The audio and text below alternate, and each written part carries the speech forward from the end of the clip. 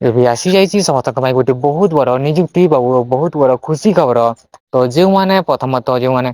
ଅପେକ୍ଷା କରିଥିଲେ ଏହି ବଡ ନିୟୁଟି ବା ପିଅ ନିୟୁଟିକୁ ତ ସେମାନଙ୍କ ପାଇଁ ଗୋଟେ ବହୁତ ବଡ ଖୁସି ଖବର କେଉଁଟା ପିଓ ଆବେଦନ ବା ପିଓ ନିୟୁଟି ଯୋଉଟା ଆବେଦନ ହେବାକୁ ବହୁତ ଶୀଘ୍ର ଯୋଉଟା ହେବାକୁ ଯାଉଛି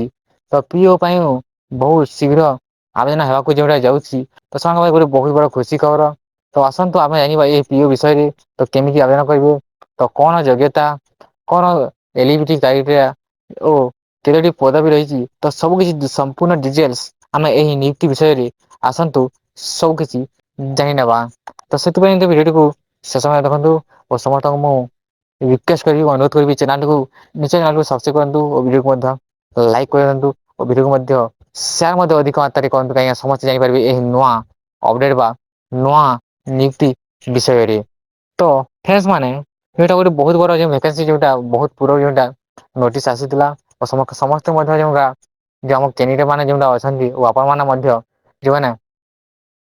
ଅପେକ୍ଷା କରିଥିଲେ ତ ସେମାନଙ୍କ ପାଇଁ ଗୋଟେ ବହୁତ ବଡ ଯୋଉଟା ଖୁସି ଖବର ଯେଉଁ ପିଓ ଭେକେନ୍ସି ବା ଯୋଉଟା ଯୋଉ ଆମ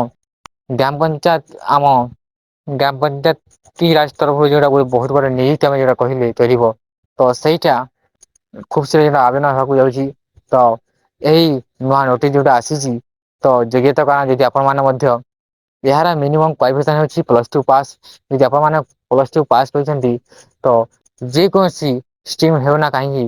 ତ ଆପଣ ମାନେ ଏହି ପିଇଓ ବା ପଞ୍ଚାୟତି ରାଜ ଯୋଉ ଏହି ବଡ ନିୟୁକ୍ତି ତ ଆପଣଙ୍କ ପାଇଁ ବହୁତ ବଡ ଗୋଟେ ସୁବର୍ଣ୍ଣ ସୁଯୋଗ ତ ଆପଣ ମାନେ ମଧ୍ୟ ଏହି ପିଓ ପାଇଁ ଆପଣମାନେ ଆବେଦନ କରିପାରିବେ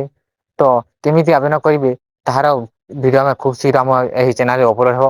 ତ ଯେତେବେଳେ ମଧ୍ୟ ଏଇଟା ଆରମ୍ଭ ହେବ ଯା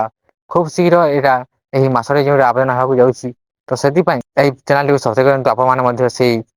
ଆପ୍ଲିକେସନ ପ୍ରୋସେସଟା ଆପଣ ଜାଣିପାରିବେ ଓ ଦେଖିପାରିବେ ଓ ଆପଣ ମଧ୍ୟ ଆପଣଙ୍କ ମୋବାଇଲରେ ଆବେଦନ କରିପାରିବେ ତ ଫ୍ରେଣ୍ଡସ୍ ମାନେ ଏମିତି ଗୋଟେ ବହୁତ ବଡ ଅପଡେଟ ଆସିଲା ତ ଏଇ ପାଇଁ ଏତିକି ରହୁଛି ଜୟ ହିନ୍ଦ।